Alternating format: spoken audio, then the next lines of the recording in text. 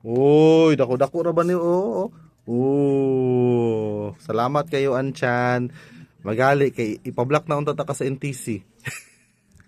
Shoutout kang Anchan, dili na ta ka i-block sa page o sa NTC, di na ta ka ipablock kay iyan ang natuman mga kabarangay ang iyang gipadalang mango float. Oy, naraw. Duha pa gyud. Oy, papardi. Oh.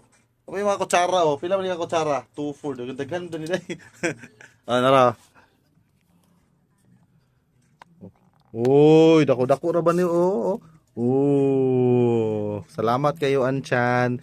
Magali kay ipablock na unta ta ka sa NTC. Ipablock na unta na ako siya sa NTC mga kabarangay. So ayun, maraming salamat Anchan ang atong suki nga tigpaminaw. Salamat again Kimchi ha. Tanaw dako kayo gipaksyo. Laliman ka nga laom kayo isa ka kuan pero atong sulayan. Kay wala ko nakakaugo ng mango float atong Pasko o sa New Year. Pero finally, kabalo ba mo nga ang mango float is usa sa pinaka-favorite nga dessert ni Papa Bam. Yes, and dire na to sulayan na to kung sa kalami ning mango float ni Kimchi. Kani si Kimchi mga kabarangay, ato ning suki nga tigpaminaw pinaka most outstanding listener ni siya. Grabe murag pila na gid ka adlaw ba murag ga-ice magano bebe? Grabe, sir.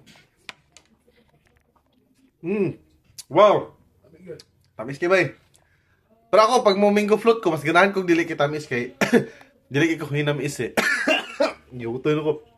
Pero lami siya. Salamat again Kimchi sa imong pamingo float.